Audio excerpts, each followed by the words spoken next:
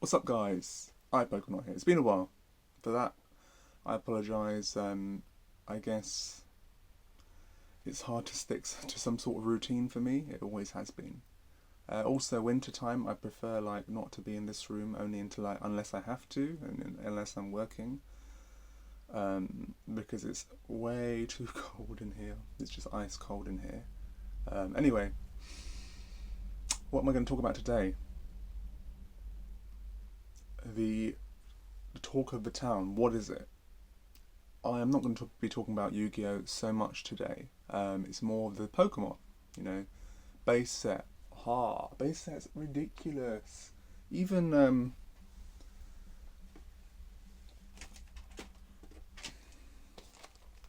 Evolutions box, flippin' heck. This is damaged, but this is all I can grab. There's another one up there. Anyway, yeah, it's damaged, but man, oh man, eBay in the UK had a promotion. I want to say in April, and the promotion was £1 final value fee as opposed to 10%. So I listed like I think 5 Evolutions boxes, and they were about £185 each. So I think it was a good price for that back then. We're talking about April. Now it's like double. Obviously, this Logan Paul Logic fiasco, buying the base set first edition boxes and Charizard, it all affects prices of these things, right? So we are just, I presume, Yu-Gi-Oh players, I definitely am anyway, we're asking ourselves, when is this going to happen for Yu-Gi-Oh? It's going to happen. The question is when, right?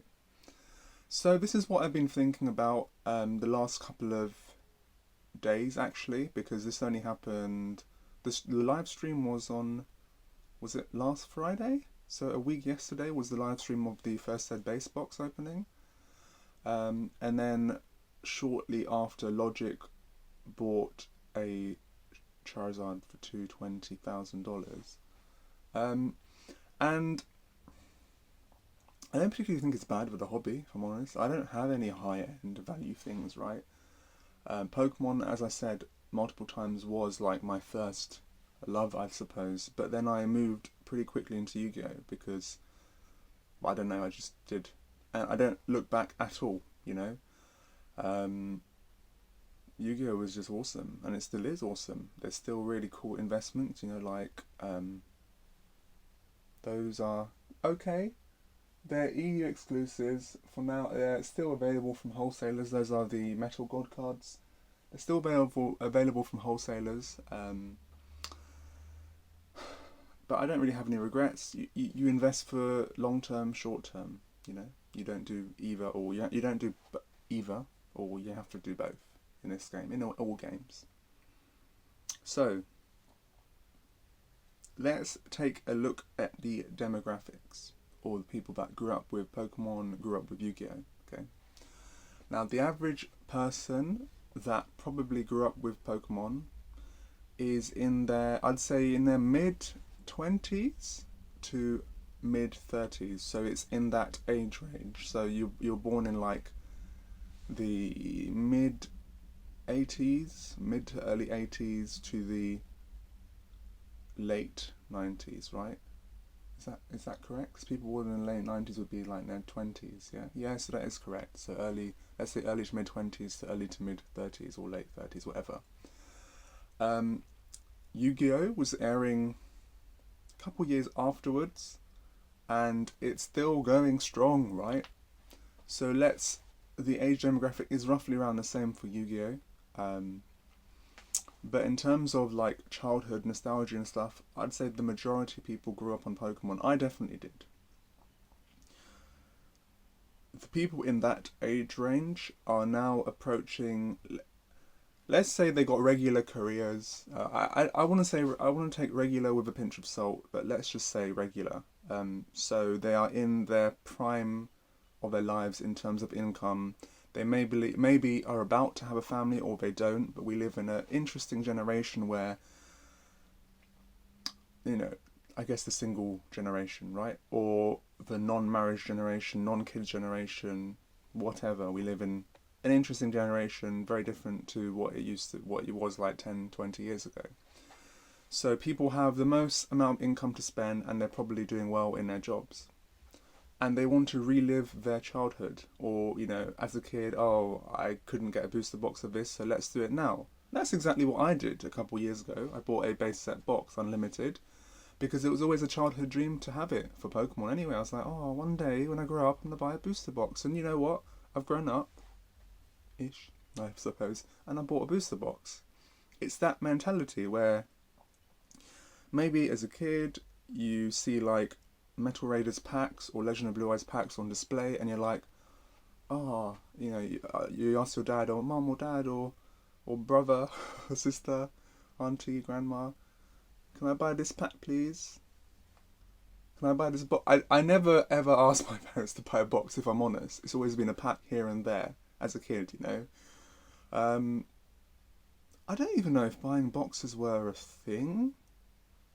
Come on, the internet, everything, the market was just very different to what it used to be. If you watch all these other YouTubers, let's say SM Pratt, he's a very popular, very good Pokemon YouTuber, and I guess Alpha Investments, Magic YouTuber, but SM Pratt is who I'm referring to now. I wasn't buying product obviously when I was a kid, I wasn't buying boxes and stuff, but supposedly boxes back then were really hard to come by, and they were very hard for wholesalers to even give it to you back then as it is now. Internet exists. So many people have access to wholesale now. Back then, internet didn't exist, and you'd have to basically have a store to get access to wholesale, right? Anyway, is it going to happen to Yu-Gi-Oh? That's what we are asking ourselves. Sorry, I'm just trying to move around because I'm cold. I kind of hope so. Pokemon people are saying it's bad. I don't know if that's the case, if I'm honest. Sure, it's bad in the sense that it's phasing out the casual collectors out of the game completely. They have to, I guess, invest into something else, right? But in terms of the actual hobby market, I think it's good. It's getting all these new people into the game, and I don't really think anything of it. Okay, now I'm going to talk a little bit about Yu-Gi-Oh, which is what I should really be talking about. And a little bit about Pokemon. So, Pokemon, the only real things that have gone up in price madly over the last year are original series things. And then we have been seeing with all Wizards of the Coast sets going up in price, right? Now with Yu-Gi-Oh, we've seen a crazy increase in Ultimate Rare and Ghost Rare prices. And not only that, Konami have got this cool Starlight Rare, the new rarity, which is just worth picking up. It's perfect, right? It's getting all these new people into the game, and I guess they are solid investments. But I don't have any Starlights because I can't really, I don't want to spend that kind of money onto modern stuff. I honestly don't feel the need to. I'd rather buy other products here and there which I believe in, which have long-term value, rather than spend a high amount on Starlights. But some people are successful doing that. It's just not something that I want to do right now. We're talking about Yu-Gi-Oh. So in the last year, original cards have gone up a lot in price. I remember I saw a PSA 10 First Ed LOB Blue Eyes in the UK market, I want to say in March, for £10,000. Now that was an absolute steal back then, but I honestly couldn't spend that kind of money on something like that, I wanted to. Did I want? Yeah, I did-ish want to. I thought about it a couple times. It was on the market for a good week, and then obviously it was bought. Or the guy delisted it, I don't know. Now it's like 30 or 40, right? So the market is moving. Now, first, the LOB boxes are a little bit cheaper than unlimited base boxes, but again, all it takes is for someone who grew up on Yu-Gi-Oh to buy it, right? And we have to look at the age of the people that grew up on Yu-Gi-Oh. There's now Penguin Critical, Moist Critical, whatever, I don't know what to call him. You know, you saw him being Farfar and Team Samurai X1 being interviewed. So him being interviewed by these two people, and people like him, they are not like investing into old product in Yu-Gi-Oh, but they are buying new product to open, but not for investing purposes, just to have fun, just to relive their childhood, right? Which is wicked, you know. I think it's amazing people just opening packs just to relive their childhood. And sure, some people will sell their stuff, some people won't, you know. And we live in an interesting time where you can make money from anything, you know. Streaming, like 10, 15, 20 years ago, who would have thought people could be making videos in their rooms, making money, making a living, and then later on in life, as an adult, buying what you wanted as a kid, right? This video's all over the place, there's no structure. That is me. To sum up, is it going to happen with Yu-Gi-Oh? There's some people outside my house. Oh, they're old or something. Yeah, okay. Is it going to happen? I hope so. When? I don't know. All it takes is, as I said, like a celebrity or someone massive. Like this Moist Critical was really, really big, right? But he didn't invest into old product, which is the reason why it hasn't, you know, it has not mad hype. But all it takes is someone who has deep, endless pockets to invest into Yu-Gi-Oh, and it's going to happen, right? Just the question is when. I actually don't have any mad old school stuff. As I said multiple times, you know, First Ed NA print LOB never really was released in the UK. Just like First Ed base set wasn't released in the UK. I don't even think Shadowless was released in the UK. We have obviously First Ed EU print of cards. But again, that price for now isn't as much as NA.